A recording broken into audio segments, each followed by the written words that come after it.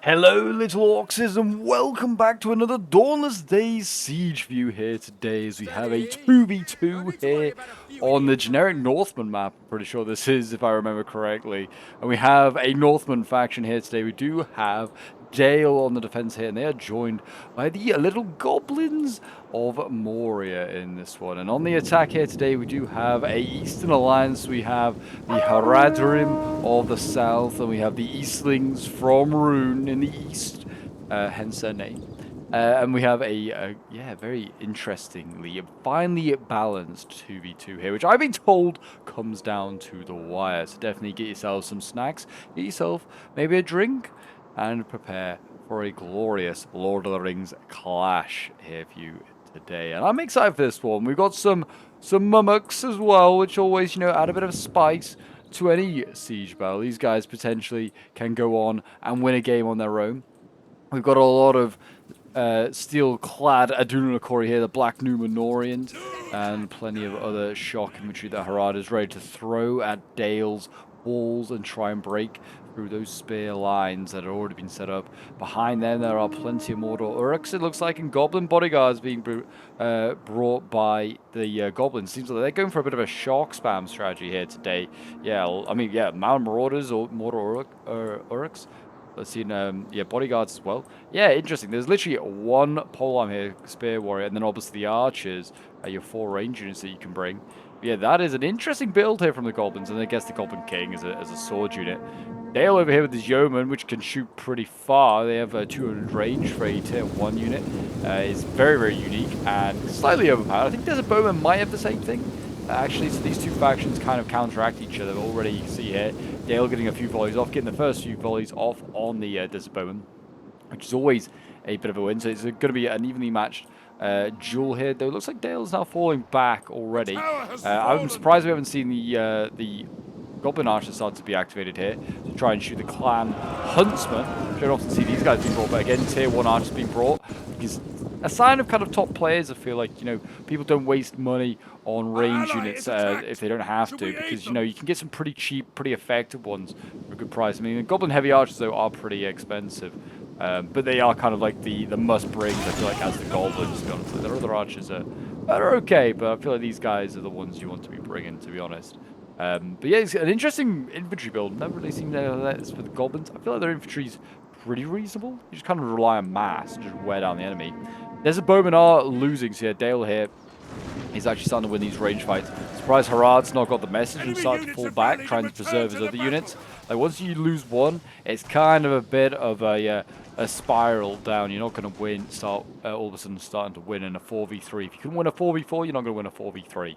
A ranged fight. I would just pull back the rest, see if you can preserve them for a rainy day, maybe later on. But yeah, another Desert Bowman routes there. Now you should be getting these guys out of here. Save them. Like I said, try and save them maybe for the end of the siege or just later on. Like, you've got the numbers that you can kind of just absorb the hits if you need to. Shock them, you get focused down here. Very Axeman getting shot at quite heavily here, I think, by Goblin Heavy Archers. Yeah, you can see there, Clan Huntsman are also getting focused down. This is, yikes. Brutal here. But I guess maybe the Harad players wanting like Dale to waste his ammo on these cheap bows. I mean, they are cheap, it's not the end of the world. And then make sure you have ammo left for the mummoks. Mummoks are pretty easy to kill with range. Not as easy as like trolls are really hard to kill with range units, apart from like javies. But like mummoks will go you can kill off quite easy with an archer volley.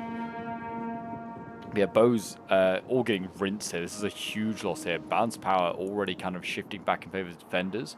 It was 5,100 originally for the defenders. Actually, the defenders outnumber the attackers. Not surprising with it being goblins, I guess, but still kind of surprising. You don't often see it.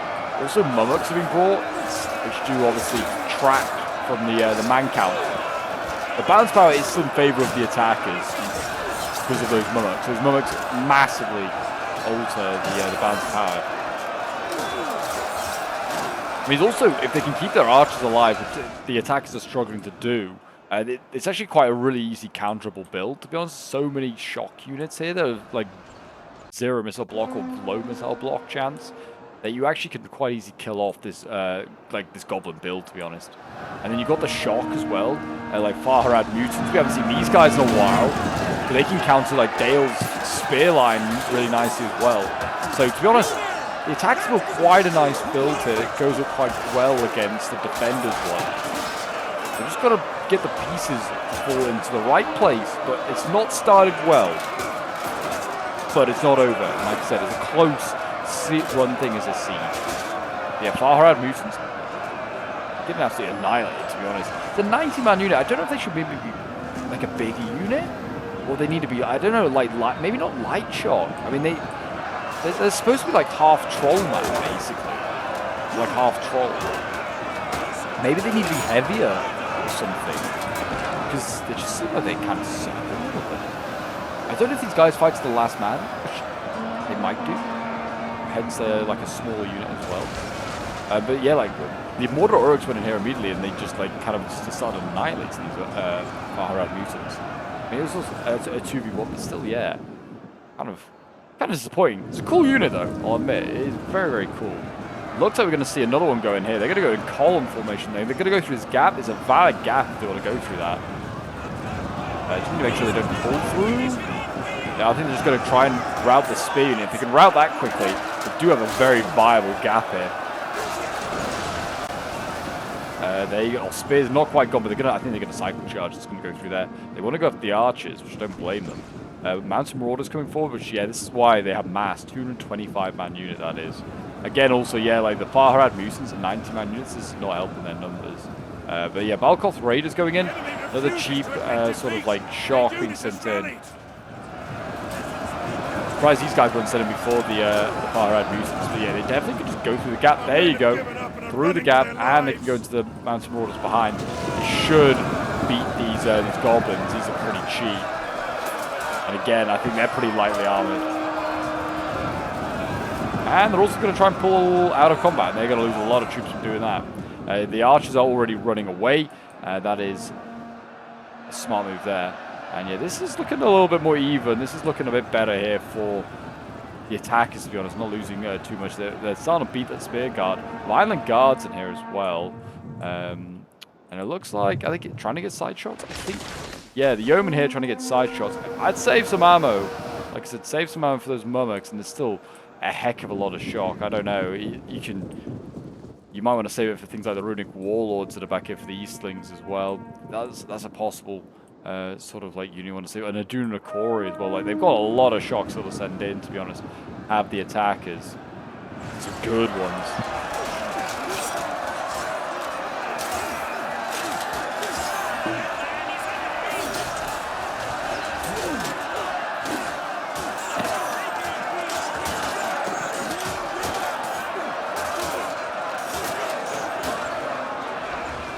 Yeah, they're going to need to put more infantry to that center line in a moment there are the attackers, because they are nearly out. The Clan Huntsman here, again, forlornly trying to, influence the range battle here. And it looks like Goblin Bodyguards, I think they're going to try and go for the archers. I think they are still giving the attack order for the archers. Certainly caught them. There are Loki Rim here that have also just been caught unawares. They can maybe save the archers here. Goblin Bodyguards should still beat these Loki Rim. There's a bit of a counter-offensive going on here. Those Mountain Marauders have died to the Harad mutants. They're taking a lot of them down with them, and they're still getting focused down, it looks like, by Goblin Heavy Archers. Reserves have been shifted, Lake Town Guards, and more Mordor Uruks being shifted to this side. And actually, yeah, they got quite a way. Verre Gaxman all the way over here. They've pushed up quite a bit. Mordor Uruks need to be careful not to pull through. I can see what they were trying. A couple of them have pulled through. But it's sloppy. It's sloppy was that move, I'll admit, from the Goblin player there. That could have been done better. We're really picking stuff apart. We also got Cav as well. They're very riders here. You could, maybe look at trying to do something with them. I'm surprised as well, like the attackers have not been using their ammo just to shoot things like the pole arms, like the Goblin Spear Warriors. Shoot them freely. Actually, they have two of them. I didn't even realize they had a second one. Shoot those. Should we try all of those? Oh, that looks like that could be... Okay, again, I see what they're doing. It's sloppy from the Eastlings, though. They've got into the Goblin Heavy Archers back here. It's a sloppy... They got caught on the unit. And it's a bit sloppy. They didn't actually give even a great charge. Goblins actually absorb that charge pretty well. They're getting focused down by the other Goblin archers of these Vareags. And they're going to, I think, just try and get out of here, to be honest, now. Just try and save face. The bodyguard there being defeated. Balkoth Raiders supporting the Locrian Macemen, helping to defeat those. Mordor Uruks still trying to cause as much damage as they can down here as they try and hold this sort of space. The tide of battle turns in our favor. Tide of battle turns in their favor. I don't know if it does. I mean, actually, there's I don't know, 1,500 attackers left against, 3,700 allies. A lot of allies left, to be fair. Maybe Mummoks going in. Where are they going to go, though? Is he going to go for... Well, they have kind of just given up this space. Literally 2 seconds ago, we just came over here, saw that the Goblin Spear Warriors are here. Giving up that. Archers are shooting the baby Mummoks as well, trying to get them. Yeah, that's what I mean. You don't want to be losing these range fights, because otherwise the enemy is just going to try and pick off your Mummoks. You need to be careful as well of Archer Towers. They will freely shoot his Mummock kill. Finally, this Mordor Uruk here has been defeated. First, the Aduna Kori look like they've been sent in. Another one is about to go in over here as well, in the middle. A lot of archers going into the yeomen. And the numbers might start to dramatically drop here at the moment for the defenders, because they all of a sudden might be about to just, lose a lot of levy units. We've still got one clan huntsman alive that's been just allowed to live. This assault over here failed as well. I kind of feel like that one was going pretty well for the attackers. They're going to send a Dune of Kori that way by the looks of it. They could cycle charge with our Belgazar, maybe. If there wasn't spears there, maybe give that a go. That polearm's now back in that choke point to block off the Mummoks. That was their trick. Didn't really work. But yeah, I'm intrigued to see how close this was going to get. Like I said, the players are pretty well regarded. So when they say it's pretty close, I kind of usually, go with what they have to say. Have to see whether this one does end up being pretty close.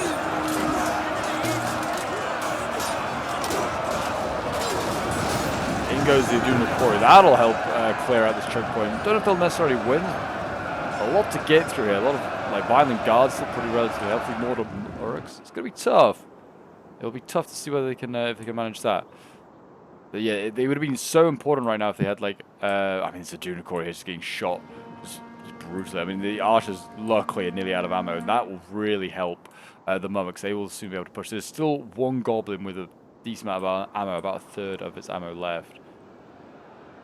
And I mean, Serpent Warriors going in Aduna Kori. Yeah, I mean, if they can really push on one spot, or sort of keeping a threat elsewhere, like the Aduna Kori here doing a pretty good job. This is looking like a really good choke point, actually, to actually try and get through. Now I've got Runic Warlords going in, and another one. So there's 3 units of tier 4 going in here. This is looking like a very decisive push. They can break through here. The attackers might be able to do it. I just have to try and rush for the cap point and try and take out and hold that. That might be the play.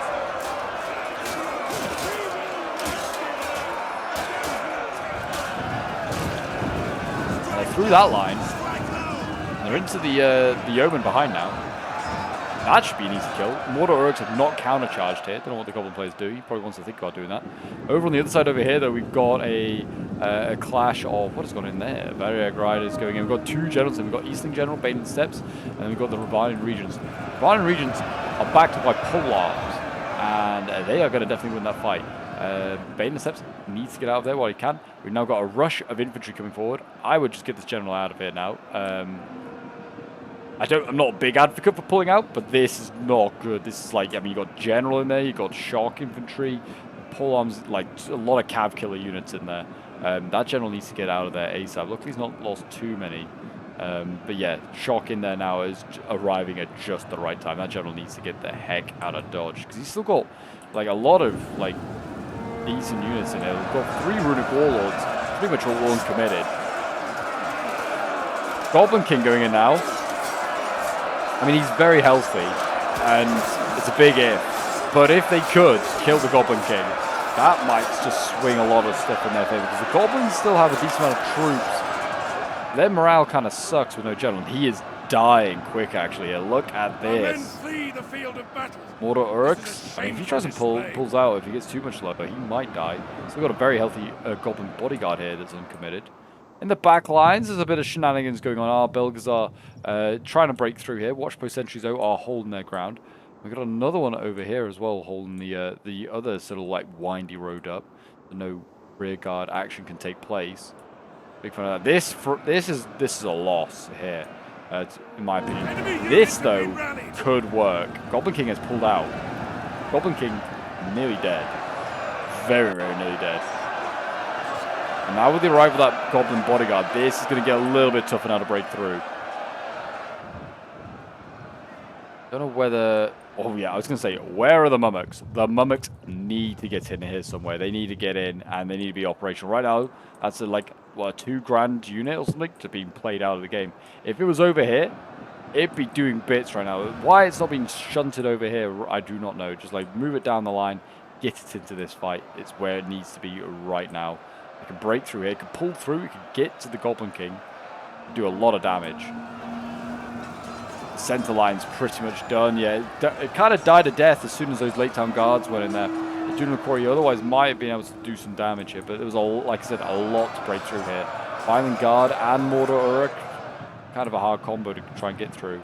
But yeah, this front is now done. Pretty much they pulled back their reserves. Kind of a big fan of that. Thing is, though, they're now going to shift that polearm all the way to the other front over here, and that's then going to kill this offensive off, you'd imagine. Banspow, though, still very close. Even though they have 500 troops left of the attackers, it's still very, very even because, yeah, this elephant, or this mummer, can do exceptional damage, and it can break a lot.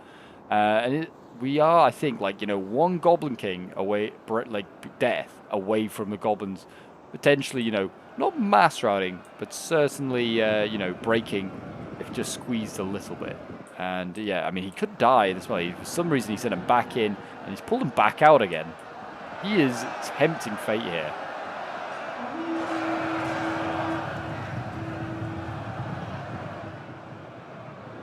We'll see. They're going to now put another offensive through the middle. There's polearms here, though. I don't know if that's a wise idea. The general's going to charge in. Interesting, interesting. Charging into Violent Guards. Not a bad charge because they're going to countercharge here with the Mortar Urks. I wouldn't be surprised if the late town guards also go in as well. Murmoks have now moved up. Should have been up here earlier. I feel like they're losing importance. There's not enough. Soon there won't be enough chaff, you know, to sort of block them. This is definitely still the best spot for them to go in. The pole, no, maybe not. The polearms are here now. That could be a problem. And the polearms are certainly also helping to kill these runic warlords. And the remaining of Dunedain Quarry in here.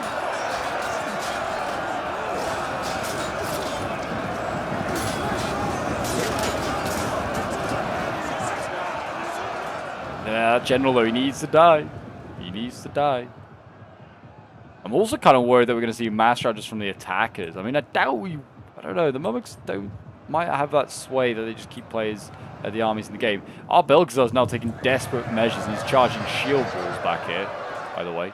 Just make you aware of that. But here come the Mummoks. This is what we've been waiting for a little while now. I'm kind of worried they're just going to charge in and get impaled by the Lake Town guards. Missiles firing really good there. Goblins saving some ammo. Baby Mummoks, get going. They're not mobile missile platforms. Those things need to be in melee. There goes the Runic Warlords. In go the Mummoks. Are they a flanked? Could have maybe a flanked. I'm not sure. I mean, they are allowed to pull through. You can just kind of get them into... They should be being pulled through. Immediately dying. Immediately dying. And yeah, there you go. That's them done. And that's going to be game. That's kind of an anticlimactic. Certainly not as close as like how it's built up to be. But I mean, still reasonably close. There's not like a lot of reserves left. As sure, the defenders have pretty much nothing. Everything is on the front line. I mean, these polearms are technically reserves, I guess.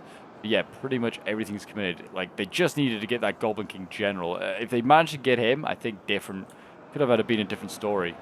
Archers being lost.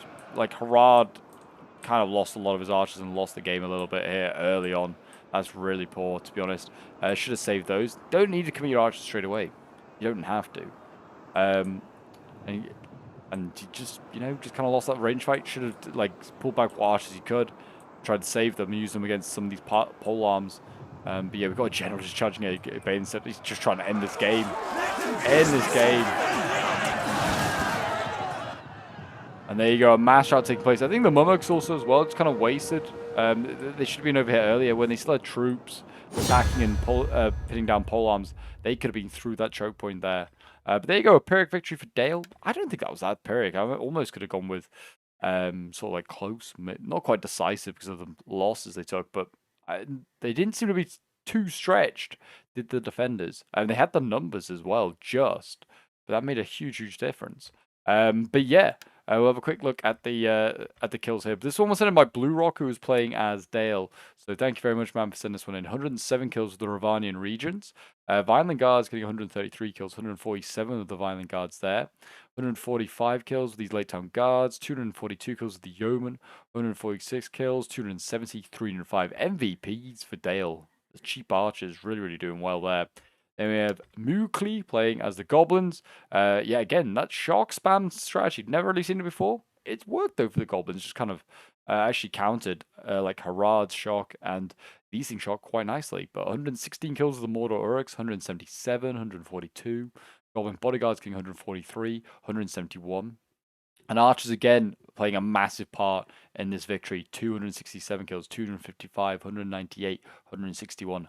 Very nice. That Goblin King getting 49 kills, nearly died. That could have been costly. That could have been over for the Goblin army, which is, to be fair, most of the infantry is all gone. It's just pole arms and archers left.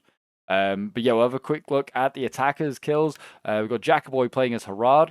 Jackaboy having a bit of an off day, it seems, with his Mummoks, not managed to do anything with them. An interesting build. Yeah, just all shock. I mean, some of it did very well. Like, they're doing the Corey.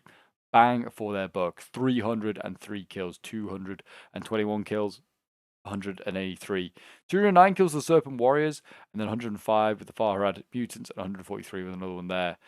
Yeah, these guys, I feel like they're just not worth their money, it seems. I mean, they did okay, but, like, yeah, whether they need a buff or something, I don't know. I'm really not sure, but they seem to not do so great. But yeah, Dunakori, very good. Surprised that Jack did not pull back his Desert Bowman. Didn't really do a lot. Going up against the Yeoman, they should have maybe fallen back and then just tried to go another day, or united up with Eastlings and try to overwhelm one faction at a time with their archers. We then have Aaron playing as the Eastlings. Yeah, again, kind of going for that shock spam. It did okay. Some of it did pretty well. Like the Runic Warlords, 233 233 kills, 158, 147 kills. Beriag's doing pretty average. They are an average unit, 143, 108, and then 105 kills with the Balkoth Raiders. Archers, again, very disappointing. Just kind of got counter batteried. And that was a big, like I said, we've kind of been over it, a big difference in this siege. And what allowed the defenders to win against the attackers. And then one Maceman getting 120 kills. It's not too bad for them. But there you go, guys. That is today's Lord of the Rings Clash. I hope you did enjoy this Dawnless Days siege. If you did, I want to see more. Remember to leave a like, subscribe if you're new around here, and a comment to show your support. It does help out the channel. And check out some of these videos appearing on your screen now if you need any more Lord of the Rings in your day. But until next time, guys, I'll see you later.